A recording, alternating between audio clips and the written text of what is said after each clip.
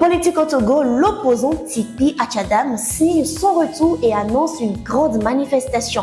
À Tchévié, une jeune fille tente de se suicider après son mariage forcé. Bonjour à vous chers internautes, 7 janvier 2025, vous êtes dans la revue sur Actualité. Sur le plan national, récemment graciés, des ex-prisonniers sont arrêtés à nouveau. Au Togo, 2 ex-détenus récemment graciés ont été réarrêtés le 3 janvier 2025, mettant en évidence un manque de réinsertion après la libération. Selon l'association des victimes de la torture au Togo, ASVITO, l'absence de programme d'intégration et de réhabilitation pour les anciens prisonniers contribue à la récidive. Il faut noter que la surpopulation carcérale et les conditions de vie difficiles augmentent également le risque de retour en prison. Nous abordons à présent le plan économique au Togo. L'OTR vise 1210 milliards de francs CFA en 2025. L'Office togolais des recettes, OTR, a pour objectif de collecter 1210 milliards de francs CFA en 2025, un montant ambitieux après avoir récolté 1000 milliards en 2024.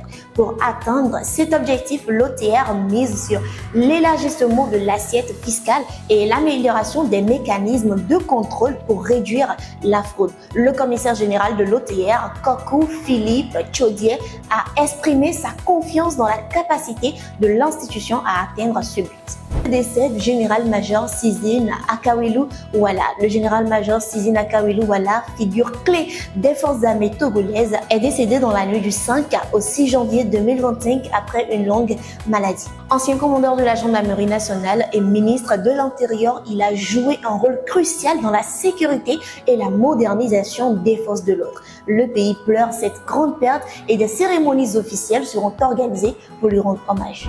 Nous sommes dans la politique au Togo. Tipi Achadam appelle à un soulèvement pacifique depuis son exil.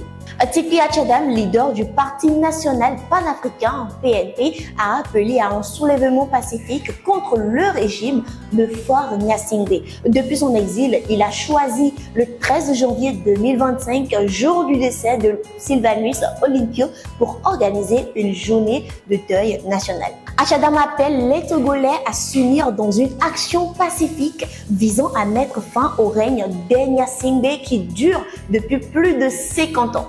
Chers internautes, cette initiative cherche à mobiliser le peuple autour d'un objectif commun, sans leader ni parti, mais pour la démocratie et le changement politique au Togo.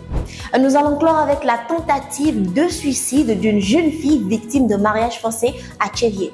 Justine, une jeune fille de 13 ans de Tchévié, a tenté de se suicider après avoir été contrainte à un mariage forcé avec un homme marié à 2 autres femmes. Elle a intégré une substance toxique pour échapper aux violences physiques et physiologiques infligées par son mari.